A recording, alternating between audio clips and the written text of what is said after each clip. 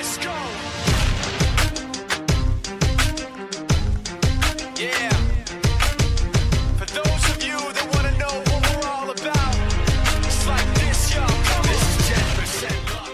Hello, bossing ko. Magandang hapon. Hello po, magandang hapon po. Napadayo nga po pala ako dito sa meriendahan ni Aling Butching. Kasi balita ko, sobrang sasarap daw po ang mga binibenta nyo dito. Ay, opo. Pero bago po ang lahat, magpapakilala po muna ako. Ako po si Nika Zamora. Ako po ang anak ng may-ari ng Butching Merienda, ang sarap. Madam ko, ano po bang sikreto nyo? Bakit talagang pinipilahan ko ng mga tao? God's grace po, yung mama ko po is talented po talaga siya pagdating sa pagluluto. At nung college po siya, ang kinuha niya pong course ay food technology. Ano-ano po bang mga binibenta nyo dito? Ayan, meron po kaming mga puto cake. Bestseller po namin ang pinakamasarap na palabok. At meron po kaming krema, bake mac, lasagna, pancet at iba pa. Anong oras po kayo nagbubukas at nagsasara, madam? Nagbubukas po kami tuwing mga 12:30 ng tanghali. Pero mas maganda pong pumunta ng mga 1 p.m. para lahat po ng mga merienda ay available na. Okay, madam. Paki-invite naman po yung mga bossing natin dyan.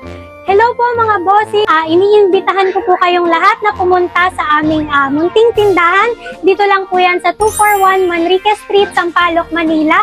Malapit po siya sa simbahan, sa kambal ng simbahan ng Bustillos. Punta na po kayo. O paano, madam? Titikman ko na po ito. Paano mga bossing ko? Patatagalin pa ba natin to? Bossing, banat! Unahin na natin to kasi kanina pa ako takam dito eh. Unang subo para sa inyo to, mga bossing ko.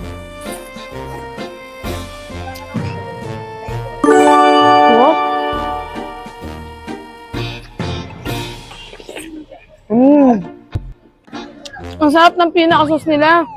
Mga bossing ko, naghahalo yung tamis sa kaalat. Ito nga pala yung palabok nila, mga bossing ko. Tingnan mo naman, yung sahog pa lang, oh.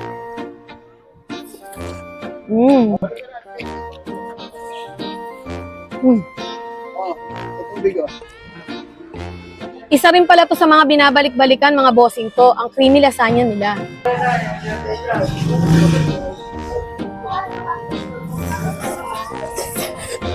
Ito nga pala ang carbonara nila, bossing. Daming cheese, boss, oh, sa kasahog, oh. Solid na solid.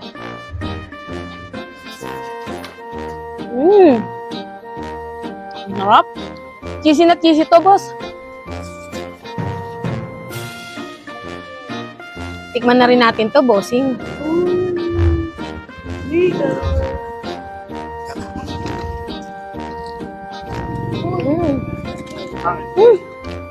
Pasabog yung lasa, ha? Mag-dessert naman tayo, mga bossing ko. Isa rin to sa mga favorite ko. Sige, may maha.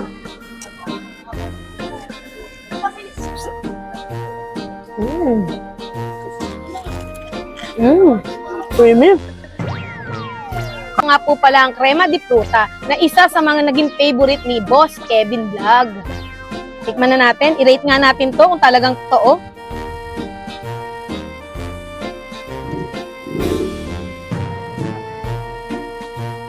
May kakaiba siya, mga bossing ko. Parang siyang cake na may fruit salad, na may... Hindi ko ma-explain, pero grabe. Pasabog yung lasa. Totoo nga, Boss Kevin. Totoo nga yung sinasabi mo. Napaka-solid nito. Nga pala, mga bossing ko, magkakwento lang ako ng konti about dito sa puto de leche. Kasi mga bossing ko, hindi pa man ako vlogger, napapanood ko na to sa mga ibang food vlogger. Talagang nakakatakam talaga to eh, itong puto de leche nila eh. Gustong-gusto kong dayuhin to, mga bossing ko. Pero dahil sa food vlogger na ako ngayon, papayag ba akong hindi ma-vlog si Madam Butching, di ba? Kaya ngayon, etong inaasam-asam ko na makain ko, i-rate ko na to. Banat!